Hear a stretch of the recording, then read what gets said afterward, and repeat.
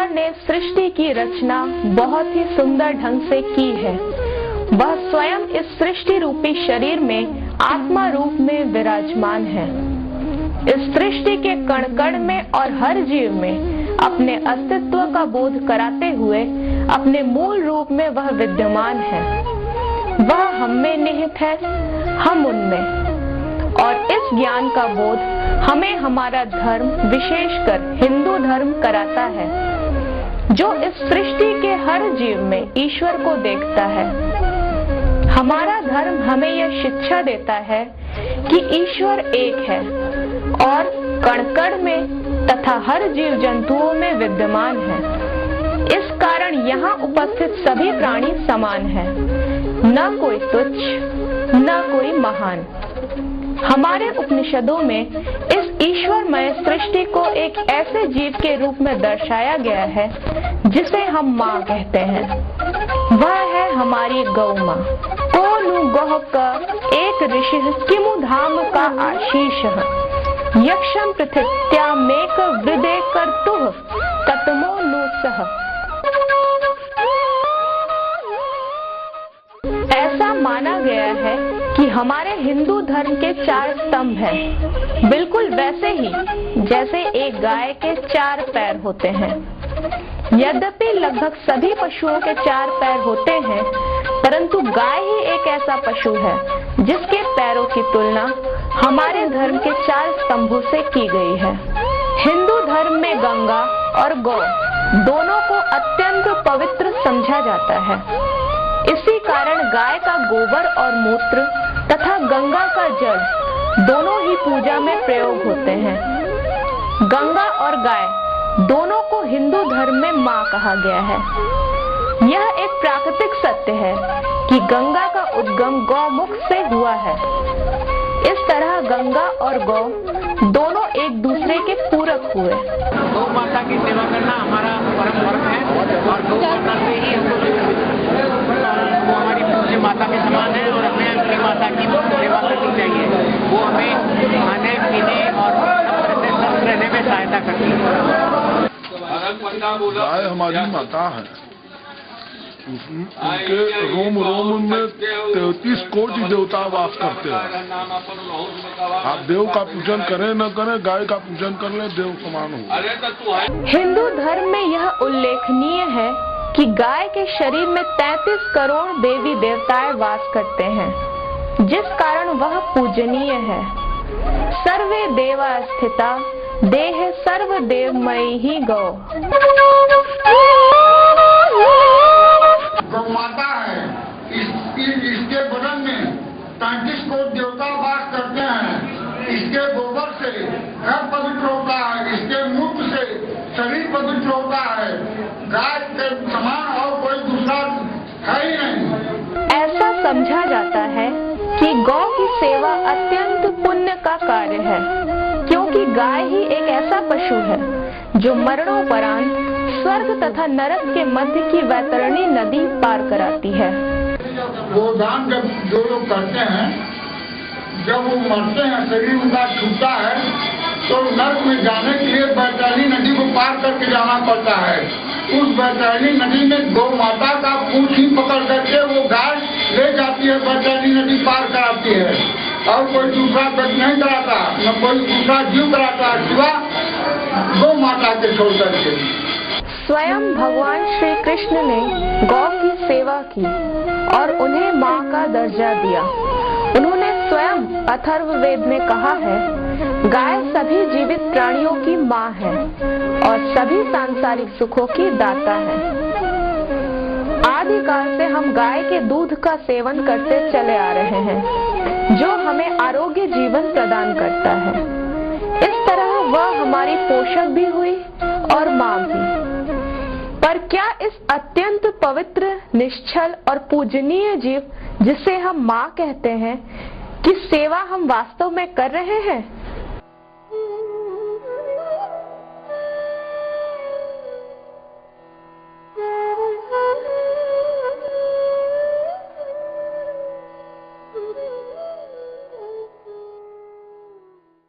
Polythene एक आज के परिवेश में एक प्रैक्टिस हो गई है। लोग पॉलीथीन का बहुत ज़्यादा उपयोग करते हैं और इसके निरंतर उपयोग से इतनी अधिक मात्रा इसकी बढ़ गई है कि सब लोग घरों से पॉलीथीन में कूड़ा कचरा बाहर फेंकते हैं, जिनको मवेशी जो कि जानते नहीं हैं कि हमारे लिए कितना घातक है, सब खा लेते हैं। उसका परिणाम ये है कि आज जगह जगह गाय या अन्य पशु पॉलीथीन खा के मर रहे हैं। तो ये हमारे लिए एक बहुत ही शर्मनाक बात है कि हम लोग उनकी तरफ बिल्कुल ध्यान न देके और पॉलीथीन का आराम से उपयोग करते हैं और फेंक देते हैं। तो मेरा ये संदेश है कि जैसे अन्य स्टेट्स में भी गवर्नमेंट ने पॉलीथीन को बैन किया है, सरकार ने भी थोड़ा विचार किया है, लेकिन स्ट्रिक्टली नहीं विचार किया है कि इसको एकदम बैन कर देना चाहिए। बाजार में जो सामान मिलता है वो पॉलीथीन में न मिलके पेपर बैग्स में मिले। घर से जो लोग जाते हैं शॉपिंग करने, वो अपने घर से थैले लेकर जाएं और उन्हीं में सामान खरीद कर लाएं, ताकि पॉलीथीन कम से कम हम लोग इसका उपयोग करें। वह गाय जिसकी पवित्रता का बखान हमारे उपनिषद तथा वेद पुराण करते हैं, वह गाय जिसके मूत्र तथा गोबर तक को पूजनीय तथा पवित्र समझा जाता है, क्या वही गाय आज हमारे उपभोग की वस्तुओं का सिर्फ साधन मात्र बनकर नहीं रह गई है? क्या वास्तव में हम हमारे धर्म द्वारा अत्यंत पूजनीय बताए जाने वाले इस जीव की कद्र कर रहे हैं? क्या हम वास्तव में हमें आरोग्य जीवन प्रदान करने वाली माँ की कद्र कर रहे हैं? नहीं। वास्तविकता यह है कि आज हमारी गौ माँ हमारे उपभोग की वस्तुएं प्रदान करने का जरिया मात्र बनकर रह गई हैं। हम में से कुछ मनुष्य तो उनकी सेवा सिर्फ तब तक करते हैं जब तक वह गाय उनकी सेवा करने योग्य हो, अर्थात दूध देने योग्य हो। बाँझ हो जाने पर गायों को पॉलीथीन खाकर मरने के लिए सड़कों पर छोड़ दिया जाता है।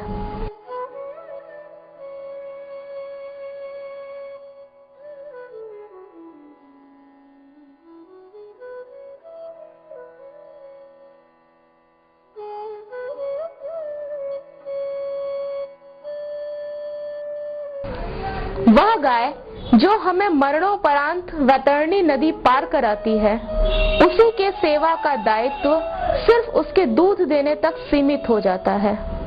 उनका दूध दुहने के बाद उन अबोध गायों को भोजन की तलाश में सड़क पर छोड़ दिया जाता है। क्या यही है गौ सेवा? क्या यह अपराध नहीं है? क्या यह धोखा नहीं है उस जीव के प्रति जिसने जीवन पर्यंत हमारी सेवा की और उसके वृद्ध काल में हमने उसे यह कहकर त्याग दिया कि अब हम उनके भरण पोषण करने में समर्थ नहीं, सिर्फ इसलिए कि वह अब हमें दूध देने के योग्य नहीं। हम में से कुछ लोग तो यह मानने के लिए तैयार ही नहीं कि सड़क पर बिना किसी देख रेख के गायों को यूं ही छोड़ देना गलत है।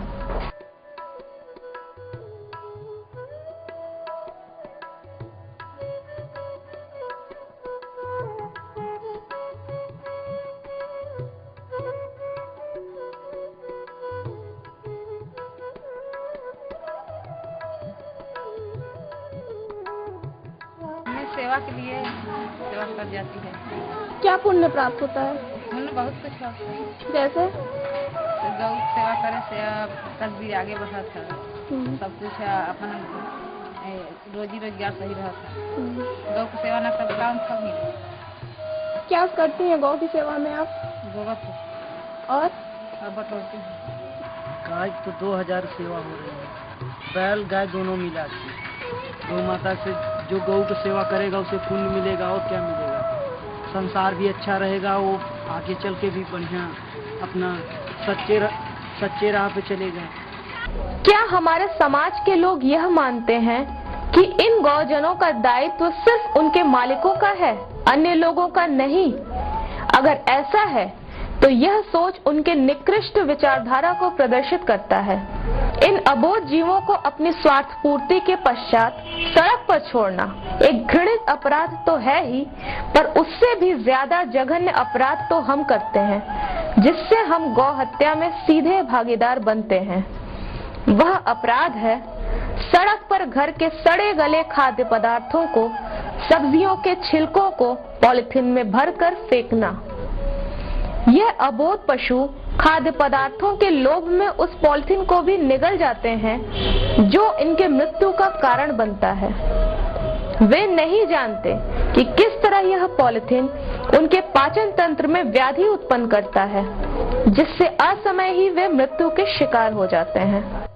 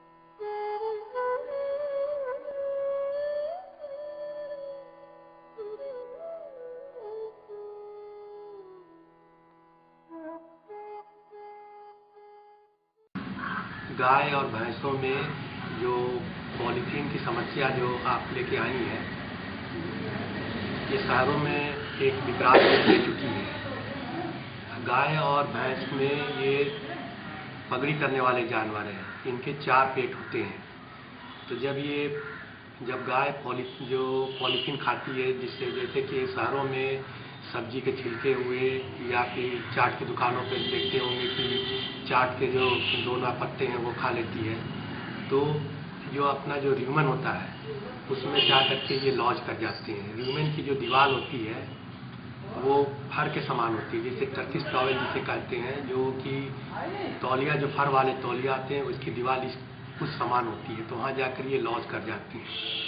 जब ये लॉज कर जाते हैं तो इनके अंदर जो माइक्रोफ्लोरा रहते हैं जो कि डाइजेशन में काम करते हैं, वो इफेक्ट हो जाता है इससे, और ये अपना खाना डाइजेस्ट नहीं कर पाते हैं। तो बार बार उसमें गैस बनने लगती है।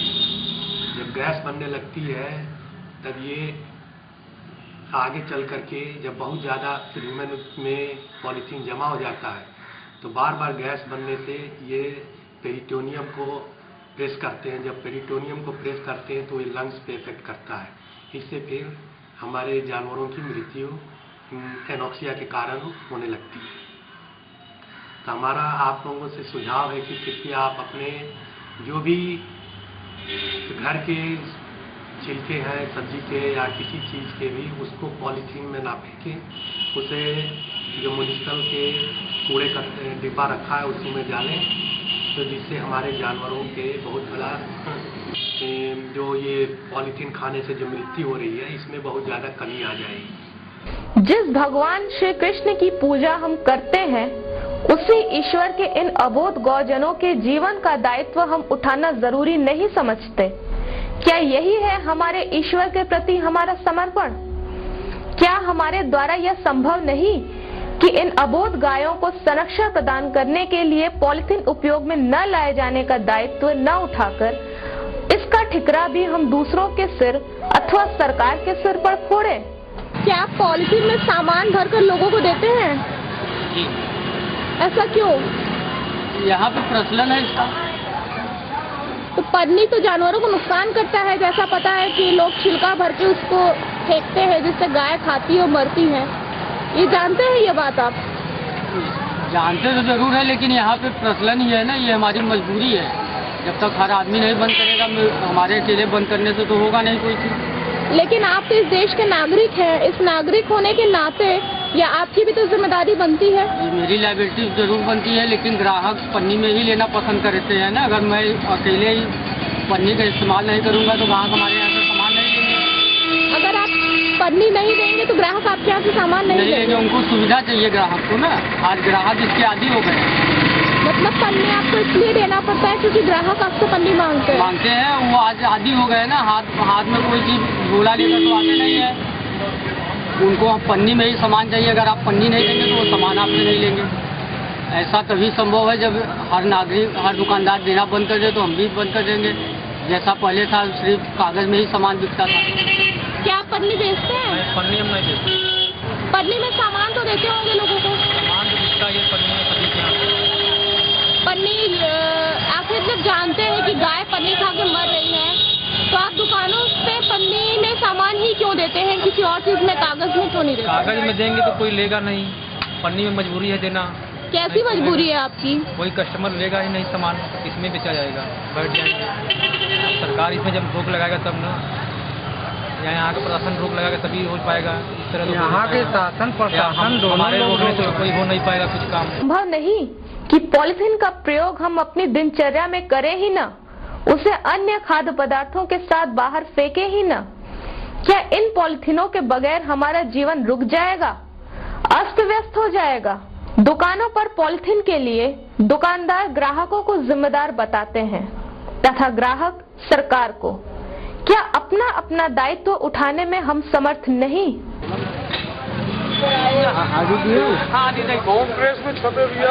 पहले आप बताइए कि प्लास्टिक में सब्जी क्यों खरीद रहे हैं भैया? बहन जी, हम प्लास्टिक ना देवे तो हमको लोग से सौदा दे हाथ जोड़ी ना ले भैया। अब ना प्लास्टिक, अरे हम ले लेंगे तो सुई लगवा के वापस आएंगे। नहीं मंगाओ प्लास्टिक।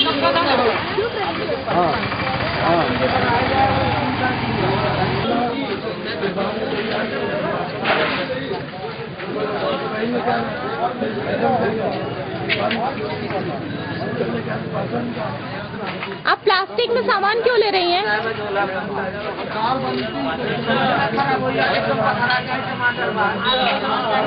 पन्नी में सामान क्यों दे रही हैं? पन्नी में सामान दे रहे हैं सुविधा के लिए। धनिया क्या पाओ? घर ले जाने घर ले जाए के बाद में सब बेरावे लगे। सामने से बोलिए, बोलिए भाई बोलिए। पन्नी में सामान क्यों ले जा रहे हैं आप लोग? पन्नी में सामान क्यों ले रहे हैं? आप लोग जानते हैं पन्नी कितना नुकसान करता है गायों को? खाने के बाद वो लोग किस तरह से मर रही हैं। कागज में मिले। आपकी कोई जिम्मेदारी नहीं है, आप लोग घर से झोला लेके नहीं आ सकते हैं? पूरे में सामान मिलेगा तो फिर पन्नी क्यों ले रहे हैं? पन्नी की फैक्ट्री बंद करवा दीजिए। अरे ग्राहक नहीं मानते और क्या, इसलिए लड़ाई झगड़ा हो जाता है पन्नी की खातिर। पन्नी नहीं देंगे तो क्या होगा? नहीं देते तो लड़ाई करते हैं, सौदा नहीं लेते हैं। नहीं जाने दो, हम जा रहे हैं दूसरे जगह। लेकिन आप लोग तो ये जानते हैं कि आप लोग हिंदू होने के नाते, जहाँ हिंदू धर्म ये मानता है कि गाय की पूजा होती है, गाय पूजनीय है, वही गाय आपके ही द्वारा दिए गए या फेंके गए पन्नी खाकर मर रही है, तब इसके लिए आप क्या कहेंगे? अरे हम लोग तो चाहते हैं कि बंद हो जाए पन्नी। सरकार पन्नी नहीं कर रहा है। कर दे। पहले पन्नी नहीं चलती थी तो लोग ले नहीं। आप तो ये बताइए कि क्या सरकार की खाली जिम्मेदारी है, नागरिक होने के नाते आपका कोई फर्ज नहीं बनता? पहले आप इतना नहीं कर सकते कि घर से झोला लेकर आए, पन्नी में सामान न ले? आएगा जब तक ये बाजार में चलेगी पन्नी कोई नहीं मानेगा। कोई मानता भी नहीं, कोई नहीं मानेगा। आप सबकी जिम्मेदारी क्यों ले रहे हैं, अपनी क्यों नहीं ले रहे हैं? नहीं, हम लोग झोला लेके आ रहे हैं, बैग लेके आ रहे हैं, ऐसी बात नहीं है। कंपनी बंद करेगी तो मिलेगी नहीं, चले लोग लेंगे ही नहीं। सब फैक्ट्री जिम्मेदार है, सरकार जिम्मेदार है, न कि नागरिक जिम्मेदार है। सिर्फ हिंदू धर्म में ही नहीं, अन्य धर्मों में भी गौ हत्या जैसे जघन्य अपराध के लिए बहुत भयानक दंड है। फिर भी क्या हमारी चेतना निष्क्रिय पड़ चुकी है? आप स्वयं सोचें कि वास्तव में हम अपना धर्म निभा रहे हैं या नहीं। फिर भी आज भी हमारे समाज में कुछ लोग ऐसे हैं जिन्होंने धर्म में बताई गई बातों का महत्व वास्तव में समझा और इस समस्या को गंभीरता से लिया। हम में से कुछ लोग तो ऐसे भी हैं जिन्होंने गौ सेवा में अपना सर्वस्व त्याग दिया। इनमें से एक है हंस बाबा, जिन्होंने विंध्य पर्वत की गोद में गौलोक बसाया हुआ है। यहाँ गायों का शोषण नहीं बल्कि निस्वार्थ भाव से सिर्फ उनकी सेवा होती है। यहाँ गायों के दूध को उपयोग में नहीं लाया जाता, बल्कि उन्हीं गायों के बछियों तथा बछड़ों के लिए छोड़ दिया जाता है। किस तरह से यहाँ गौ की सेवा हो रही है? बात गौ सेवा कितना से मुझे आत्मा से है? उससे सेवा दुनिया में कोई सेवा नहीं। किसी ओके पानी पिया लो पानी पीबे, खाना दिले वो खाना खाबे, है कि ना? और बुखार बीमार हो रहा के आमाद के ध्यान दे, बुखार बीमार जो कुछ है दवाई दिया ओके रियाज करते हुए सेवा करते, ये तो सेवा के लिए, तो दूसरे के तो कोई धंधा नहीं। शहरों में भी बहुत से लोग ऐसे हैं जिन्होंने गौ को सिर्फ अपने स्वास्थ्य पूर्ति का साधन न मानकर उनकी सेवा में लगे हैं। सर, आपने गाय पाला है क्या? हाँ, गाय पाली है। अच्छा, तो क्या चरने के लिए उसे कभी बाहर भेजते हैं? नहीं, हम इसलिए नहीं बाहर छोड़ते कि कहीं अगर बाहर घूमे तो इधर उधर कोई चीज खा ले तो बाद में परेशानी पैदा होगी, इसलिए हम उसको बाहर नहीं छोड़ते। जब छोड़ते तो अपने सुपरविजन में छोड़ते हैं, फिर साथ ले आते हैं। गाय आपकी बच्चे देती है कभी? बछड़ा या बच्चे? जब से आई है एक बच्चा दी है, अभी फिर वो प्रेग्नेंट है, हो सकता है कि 2-3 महीने में फिर बच्चा दे दे। मान लीजिए अगर सांड पैदा होता है, हाँ, तो क्या करेंगे? सांड पैदा होता है तो उसको उसकी औलाद तो है, उसको रखते हैं। पिछली बार सांडी दिया था, बच्चा दिया था तो उसको रखा था हमने, वो अपनी मौत से मर गया। अगर होगा तो फिर देखेंगे, जैसा एग्जाम हो गया तो नगर पालिका के सुपुर्द कर देंगे या रखेंगे या किसी किसान को दे देंगे।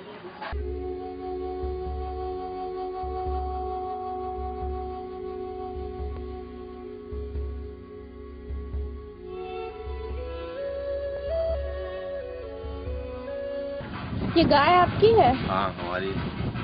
अच्छा, तो रास्ते पे छोड़ते हैं इसको चरने के लिए? नहीं, इसको रास्ते में नहीं छोड़ते। अच्छा, तो फिर दूध देती है आपकी गाय? इस समय नहीं दे रही है। उसके पहले दे रहे थे 2-3 महीने पहले। उसके बाद बीमार हो गई। उसके बाद घर पे ही बानी हुई है। क्यों करते हैं गाय की सेवा? इससे हमको बहुत लाभ है, कहने का मतलब ऐसी बात नहीं है।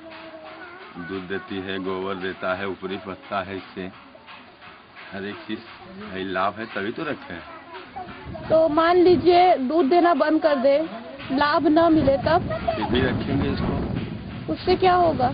उससे हमको फल मिलेगा, कहने का मतलब गैया का, भाई गौ का सेवा करोगे तो लाभ मिलेगा या फल मिलेगा, पुण्य मिलेगा।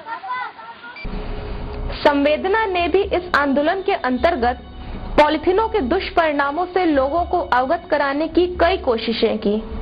हमारे समाज में कुछ लोग ऐसे भी हैं जिन्होंने पॉलिथीन खाकर अस्वस्थ हुए गायों के चिकित्सा का दायित्व उठाया है। हमारा यह परम धर्म है कि हम भी ऐसे लोगों का सहयोग करें और स्वयं भी इस दिव्य कार्य को करने का बेड़ा उठाएं। इन्हीं लोगों की वजह से आज हमारा समाज पूरी तरह कलंकित होने से बचा हुआ है। यदि आज से हमारे समाज का प्रत्येक व्यक्ति यह संकल्प ले कि वह इन अबोध जीवों के प्रति अपने अपने दायित्वों की पूर्ति करेगा, तो यह समाज गौ हत्या जैसे घृणित अपराध से ऊपर उठ जाएगा और कभी कलंकित नहीं होगा, कभी नहीं। अंधकार में है मेरा जीवन, अबोध हूँ मैं, अनजान हूँ मैं, जीवन पर्यंत सेवा की जिसकी, उसको न अब स्वीकार हूँ मैं। छोड़ दिया मुझे सड़कों पर, क्या अंश नहीं मैं उस दाता की, क्या त्याज हूँ मैं इस दूध बिना, और माँ नहीं मैं इस जग की। मत मानो मुझको तुम माँ, पर जीने का अधिकार तो दो। गुहार है मेरी इस जग से, मुझे जीवन दो, मुझे जीवन दो। निश्चलता में जो प्रेम दिया, क्या इस अपराध का दंड है ये, या बूंद बूंद न्योछावर उस अमृत का उतरा कर्ज है ये। बाज सही पर जीव तो हूँ, उस दुग्ध को मेरे मान तो दो। गुहार है मेरी इस जग से, मुझे जीवन दो, मुझे जीवन दो।